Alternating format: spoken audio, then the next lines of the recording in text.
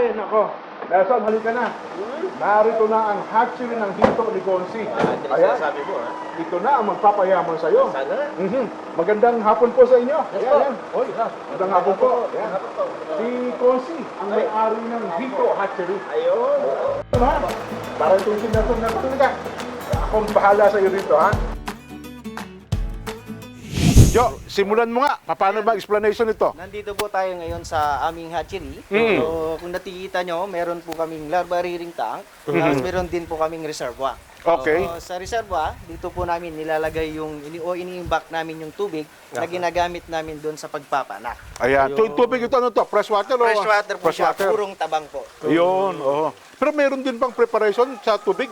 Wala naman sa sa pagpapapisa, wala naman pong preparation Oo. or disinfection na ginagawa. Pero So, dapat matest yung tubig muna. Opo, dapat matest po siya, napasok po dun sa kailangan natin sa pagpapapisa. May mga ano po kasi, mga content ang tubig o laman yung tubig na minsan mabilis siyang namamatay. Ayun. Kagaya po nung sa Nawasa, kung saan may chlorine. Oo. Yun, hindi po siya advisable na gamitin sa larvaria. Ayun. So, yun, Nelson, tandaan mo yan, ha? Oo. Yung, Kailangan fresh water. Ayun. Walang chlorine. yun. chemicals na. Walang any chemicals. Itong dito sa hatchery natin, saan galing yung tubig? Deep well ito? Deep well, sir. Yun.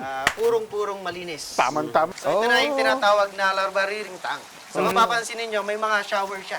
So, yung shower na yan, dyan po kami dinadaan or dyan mo lang pinapapasok yung bagong tubig. Paano nagkaroon dito ng mga ganyang kaliliit? Ito ay galing po sa itlog, galing doon sa breeders namin. Tapos, pinaanak po namin. So, ito mga gaano karaming ano to? Parang ang dami, oh. Opo, ito, gumigit kumulang siya ng 50,000. 50,000 Yes, po. fingerlings na ito. Opo, fry na po siya. Hindi, 49,999 lang eh. Labi. Hindi lang. Paano mo siguradong, ibig sabihin, paano ina-estimate yung Ano dami? na lang siya, ang estimate namin ng dami, depende po sa area. Ayun.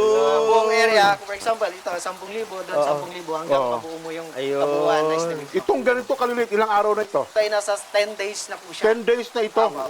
Ilang araw naman para masabi mo, lilipat mo, gagawin mo ng palalakihin mo. Yan, maximum of 14 days. 14 days, 2 weeks. Na 2 pwede weeks mo po nang, siya. Pwede na siya pwede na akong ilagla. bumili ng Opo, pwede na po fingerling. kayo. Ang mortality rate po nito is na nakadepende pa rin po sa pag-aalaga natin. Ayun. So meron din po tayong kailangang sundin bago natin siya pakawalan. Ito naman po yung tinatawag namin na brood stock tank, kung saan nandito nakalagay yung mga breeders po namin. Kumbaga sa baboy, mga inahin ito. Opo, mga inahin po Inahin. sila. Sila yung kailangan natin para makapag-produce ng ganyang mga maliliit. Paano siya pinapaanak? Pinapanak siya artificially. Kailangan natin ng buntis na babae. So, Okay, i-injectan natin siya ng mga hormone. Oh. So, yung hormone na yun, kumbaga, Pampaano pampa-release ng itlog. Ayun. oo. Pagka-release po na, saka na po siya kukuhanin. Tapos, ihahalo na ngayon yung testes ng lalaki. Hindi mo na kailangan ng, kumbaga sa manok, tandang. Hindi na, ito kailangan pa rin ng tangdang, sir. Ayun, sa kasi may lalaking hito pa. Meron pa rin po. Kasi ang babae, itlog lang ang makukuha. Okay. So, pag hindi po yun na-fertilize, mabubugok siya. Kung kayo ay mag-aalaga ng hito, kayo po ay magpapahukay o gagawa ng earthen pan na tinatawag. So, sa earthen pan kasi, yun po yung natural na habitat po nila. So, ibig sabihin po nun, pag natural habitat, mas mabilis po silang lumaki. Oo. So, pag mabilis po lumaki, mas mabilis po kayong umani. Ayun. Mga gaano katagal bago Tumatagal aninin? lang siya ng 3 hanggang 4 na buwan. Para Ani ding ba? Para ding baboy. Ani na po siya. Pero baka naman ba, kasi nag-alaga akong baboy na ano ako sa feeds, napakamahal eh. Opo. Ang hito naman kasi, pwede siyang hindi siya purong feeds. Aha. So may mga mga supplemental na pwede nating ibigay. Okay. Kagaya ng bitukan ng mga isda, Oh. bitukan ng mga manok. Basta ilalaga lang po natin para Ayun. malinis Papakukulo ng konti. Opo, Para hindi papakulo dumumi yung ng tubig, konti. ano? Opo. So yung mga tira-tira sa pinagkainan, pwede pala Pwede pakain. po yun, yung mga waste po natin sa bahay. Kumbaga ng waste, yung mga tira-tira, pwede po nating ipakain sa kanila. Alam na, nabanggit mo yung earthen, ano yun? Earthen pan. Earthen Ibig sabihin lupa, no? Lupa po talaga. Eh, sa bahay namin, puro semento na eh. Ayan, pagka puro semento naman, pwede naman po siya. Okay. Aha. So, ang kaibahan lang po sa earthen pan, medyo matagal lang po siya ng 1 buwan. Kung semento. Kung semento. Na ibig sabihin, semento, parking area. Ako, ano kung gagawin yun? So, gagawa po kayo nun, gagawa kayo ng box or rectangle kung ano pong desired size nyo. Oh. Pwedeng bilog, pwedeng Oo. square. Ang drum, pwede po. Kasi ang hito, kahit sa environment, kaya niyang mabuhay. Oh, Ayun. yun Kaya niyang pala. mabuhay, kaya niyang lumaki. Oo. So, yun yung advantage ng hito na hindi kaya ng mga ibang isda. Maliit na area, magkano? 10 square meter. Opo, pinakamaliit po. 10 square meter. Ibabasin nyo na lang po siya dun sa stacking density niya. 10 square meter ay pwede ka nang maglagay ng 100 to 150. After 2 to 3 months, Oo. umabot na siya ng mga 300 to 500 grams. So, depende pa po yun. So, kung 200, So, kung naibibigay mo yung buong pagkain niya, mas malaki pa sa 500. ano bang presyuhan ng fingerlings? Mukhang Ang presyohan ng hito ay depende po sa laki.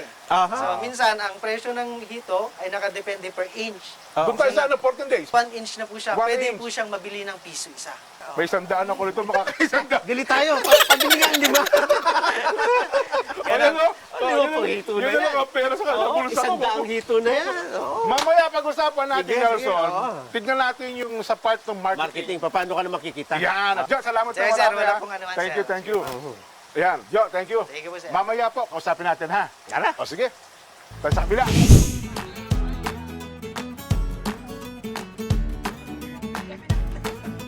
Mula doon sa hatchery, nandito na tayo ngayon sa tinatawag na grow out. Oo, dito na ipapalakihin yung fingerlings. Yan, na yung 14 days. 14 days, Oo. lilipat dito. Kasama natin ngayon si Kuya Lawrence at saka si Kuya John. Ano, ha? Hello po. Opo, yan, Kuya Lawrence, ano ba yung sabihin ng pagsabi natin grow out area? Bali, dito na po pinapalaki up to harvest na po. Ayun. May grow out na siya. Pasyal mo nga kami, Kuya Lawrence, dito sa hituan natin. Itong nakikita natin ito. Ang laman po nito, kuya, kwan po to, fingerlings. Okay. Yes, dito.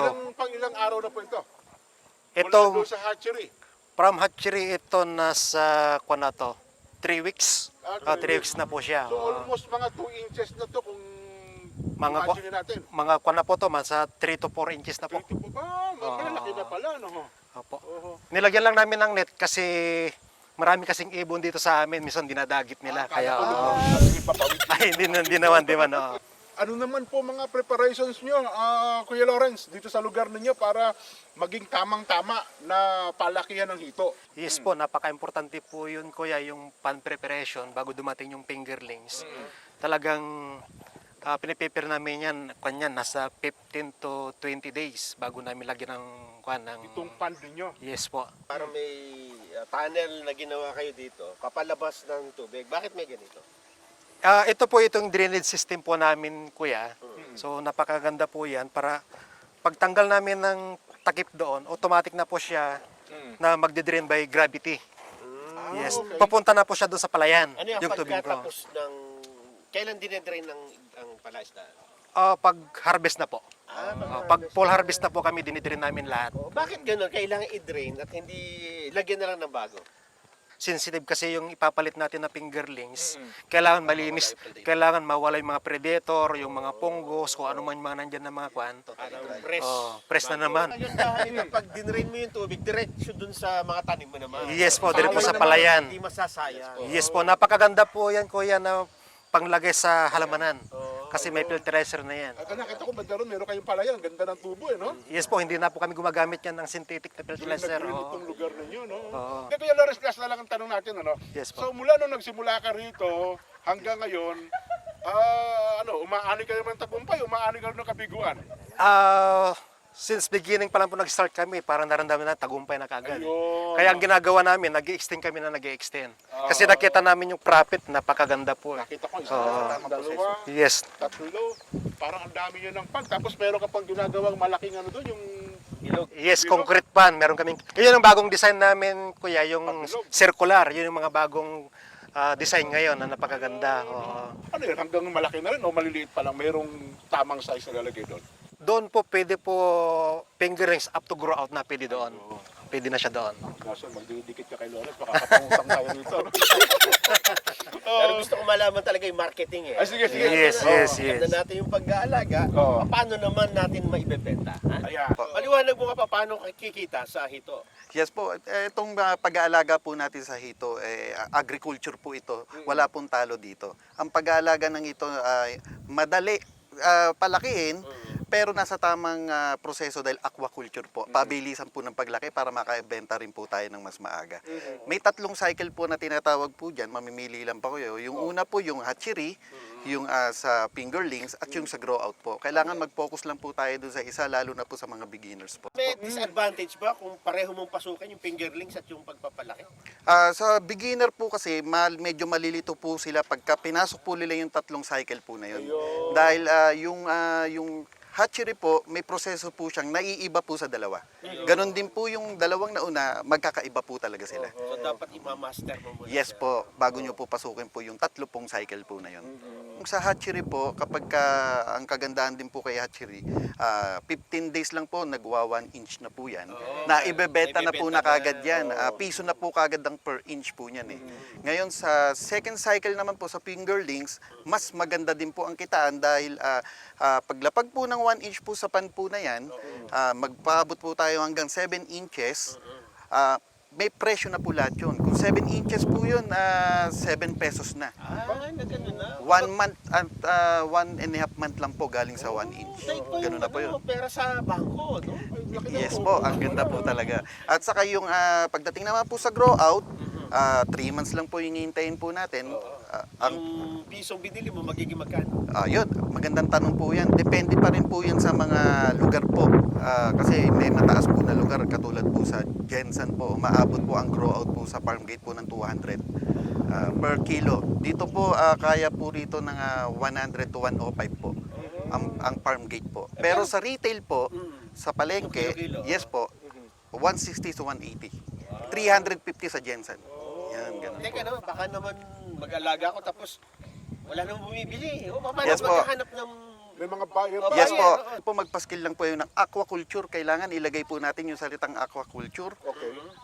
na live hito para po sa mindset po ng mga mamimili, ito po ay hindi po galing sa kung kanal lang po, ganun. Kasi medyo marami po hindi nakakaalam na akala po nila. Yes po, yun. Sa malaman lang po nila na may live hito po sa community, talagang dadayuin po kayo. Pangalawa po, at technology na po tayo, pwede po tayo mag-post sa mga marketplace po. Online. Sa online. Pwede din po natin ibagsak sa mga palengke po. Ito pang pag-aalaga ng hito, Luzon, Visayas, Mindanao, ito Kahit ba, saan. pwede ba ito? Yes po, pwede po. Ayun. Wala pong pinipili po na season si hito, Hito. si catfish. Ang problema lang po sa ibang lugar, yung sobrang lamig po ng panahon. Pero dahil po sa technology po na binubuo po namin, yung circular tank technology fiberglass, naka-maintain po ng 27 to 31 po ang temperatura po nun. Mahalaga po yun. Ano, Nelson, kumbinsido ka na? Kumbinsido na ako, pero ang una kong gustong gawin, Oo. kumain ng hito. Si Kuya Lawrence. Siya na bahala sa atin. Talaga naman. Opo. Sige, Yes, mayroon po kaming inanda na Ayun! Yun, talaga. Ano ang tip mo, Kuya Lawrence, sa ating mga tagapanood na gustong mag-alaga rin, magparami ng hito? Yes po, kagaya yung sinabi ni Kuya Jan, sa mga inspiring po na gusto rin pumasok sa industry na ganito, kailangan mag-start lang muna ng maliit. Kasi unang-una kasi problema dyan, market. Oo. Kailangan medyo i-provide muna yung market, konti-konti. Pag medyo malaki na yung market, ayun, saka mag-extend ng mag-extend. Ayun. Kasi yun po yung ginawa namin noong una. Kaya sa Pilipinas talaga, Nelson, Eh, tamad walang- lang ang gumagugutom, eh, no? Oo, tsaka Tamad hindi lang. ka maghihirap dito. Yeah. Hindi ka rin magugutom. Tama ka. Mag-aani na tayo ng tagumpay. Yes. I-invest na ako sa Paano? O paano, mga kababayan? Ito po ang ating itong ating naging segmento sa araw na ito, ang paglusok natin dito sa hituan. Ayan. Kaya baka ninyo dahil meron pa kaming susunod na Luso!